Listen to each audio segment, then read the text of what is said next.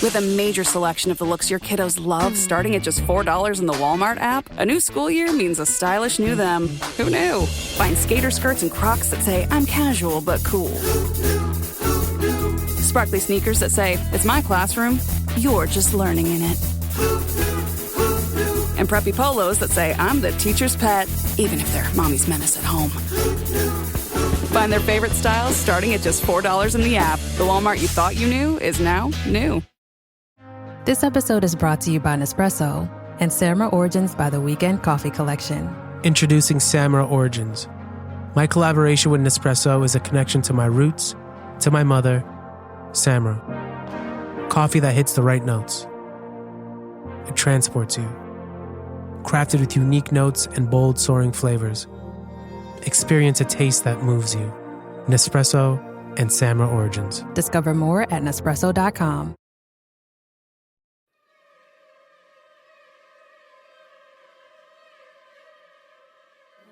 Luminis Studios apresenta Segredos do Além. Episódio 3. Procissão.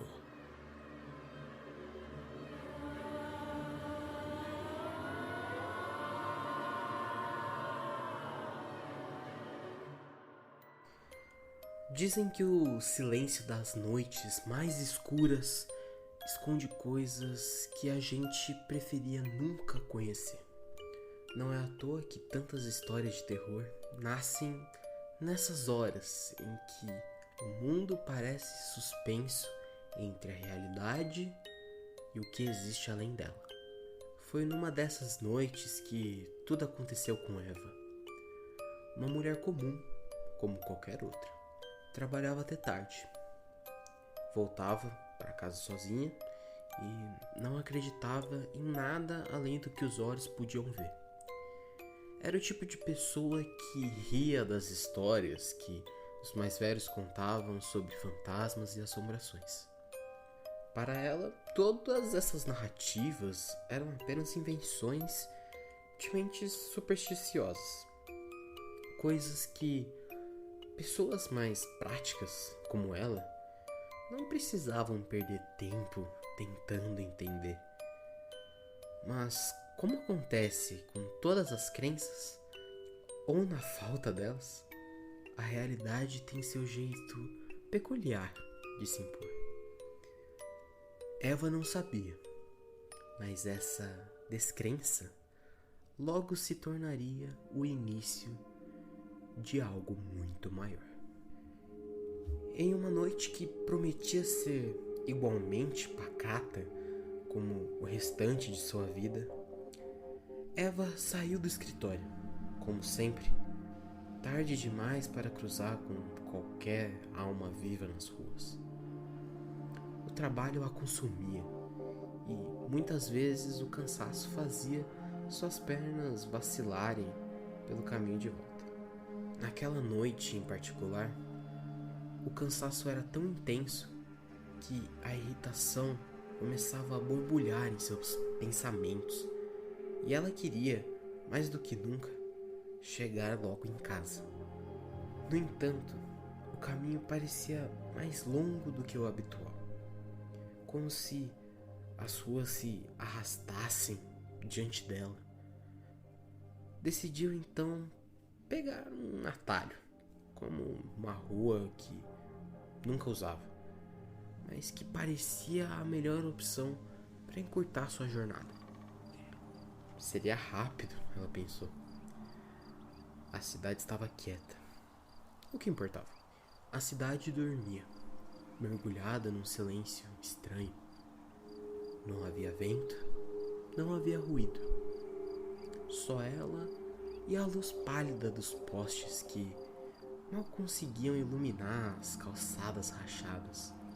As sombras das árvores, imóveis como estátuas, estendiam-se pelas paredes dos edifícios abandonados, enquanto o asfalto, repleto de fendas e poças escuras, parecia refletir um vazio ainda maior. Era uma dessas noites em que o ar parece pesado e tudo ao redor parece esperar por algo, mesmo que você não saiba o que é. Eva acelerou o passo, mas com cada movimento, o som de seus próprios passos parecia abafado, distante, como se o mundo à sua volta estivesse gradualmente se afastando. E então começou. Primeiro, uma sensação, como se o ar tivesse ficado mais denso, mais difícil de respirar. Algo na atmosfera tinha mudado. E não era apenas o cansaço. Eva parou e olhou ao redor. Não havia ninguém. A rua estava vazia, como sempre, mas seus olhos captaram algo. Uma sombra ao longe. Algo que parecia estar se movendo lentamente, de uma maneira que desafiava a lógica. O coração de Eva deu um salto, mas na tentativa de se convencer de que era apenas sua mente pregando peças, ela ignorou aquilo. Virou-se e continuou seu caminho, um pouco mais rápido dessa vez. No entanto, à medida que avançava, o ar continuava a pesar sobre ela, denso como se estivesse dentro de uma névoa invisível. A cada passo, o silêncio ao seu redor ficava mais opressivo, como se os sons da noite tivessem desaparecido por completo. A dúvida começou a crescer em sua cabeça. Algo estava definitivamente errado e, por instinto, ela resolveu se virar para olhar novamente. E lá estavam eles, surgindo no fim da rua, figuras vestidas de branco, arrastando os pés no chão como se nem tivessem força para caminhar. Não faziam som algum, exceto o leve barulho de suas roupas contra a brisa da noite, que parecia estar reservada apenas para eles.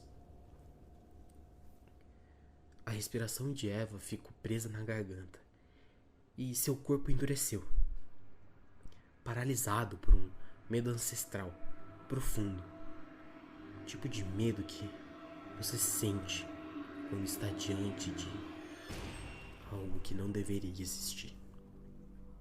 Aquelas figuras eram como sombras humanas, pálidas, desfiguradas, flutuando pela rua em uma procissão lenta e silenciosa.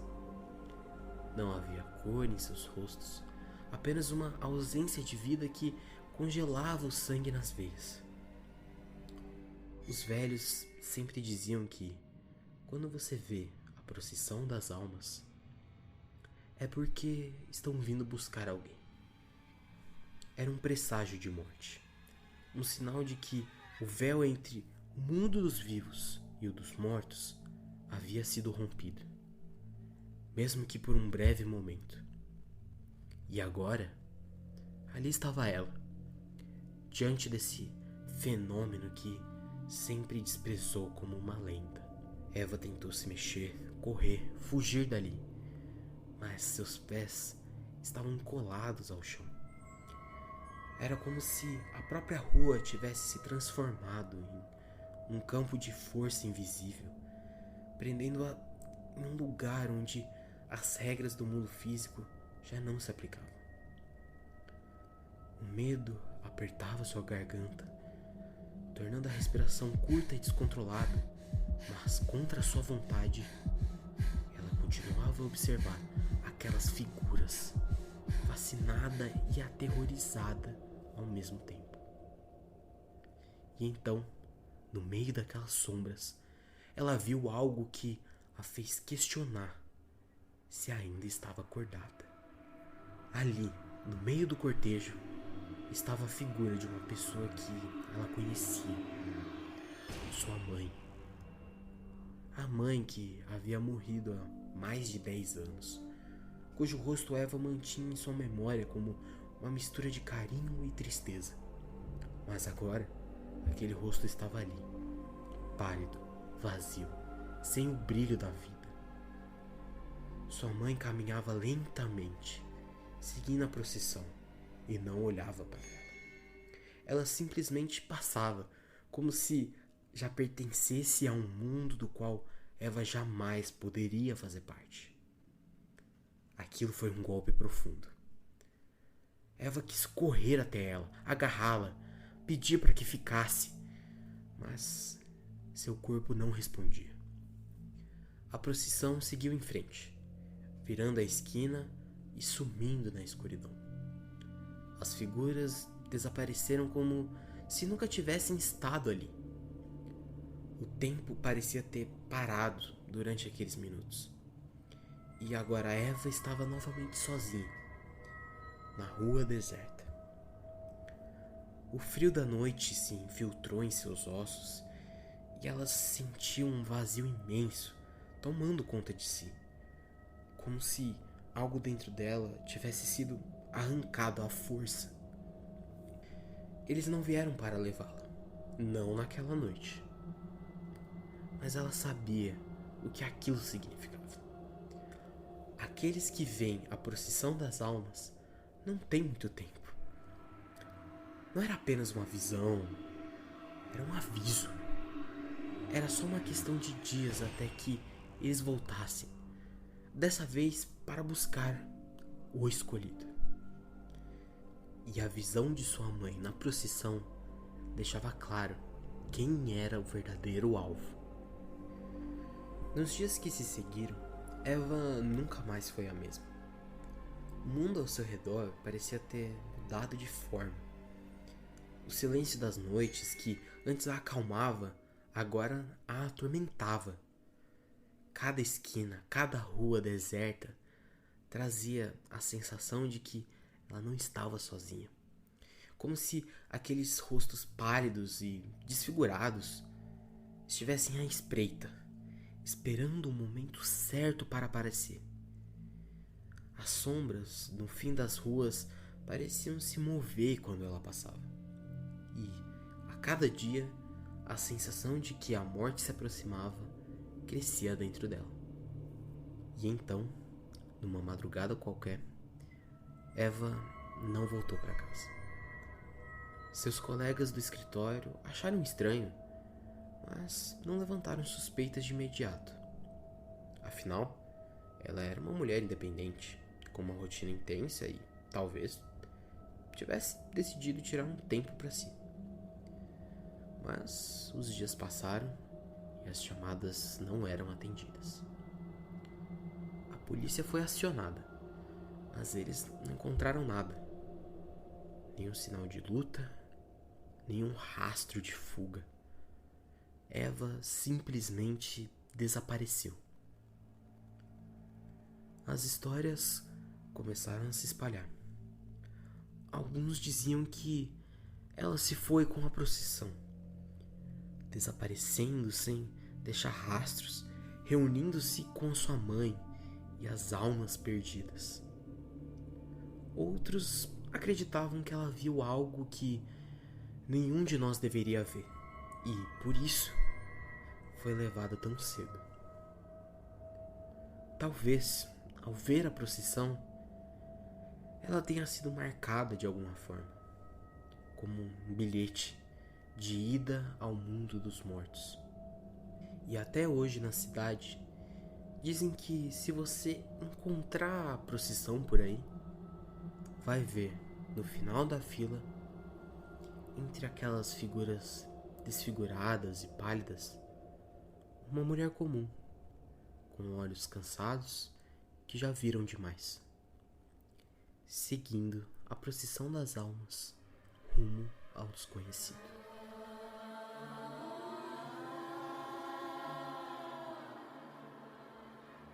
Produção Lumines Studios.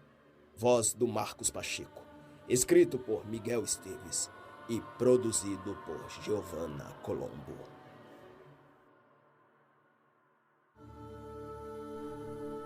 E aí, gostaram das lendas urbanas? Pois bem, tenho uma ótima notícia para vocês.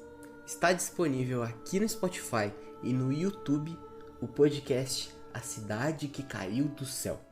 Um podcast de fantasia totalmente brasileiro que acabou de ter a sua segunda temporada lançada. Vai lá conferir e curtir todas essas histórias absurdas. E claro, aproveita para dar um apoio ao entretenimento nacional. E logo, viajantes, eu meio que tô precisando de uma mãozinha para solucionar os mistérios de Canitava. É só pesquisar aí Luminis Studio ou A Cidade que Caiu do Céu. Tô te esperando, hein?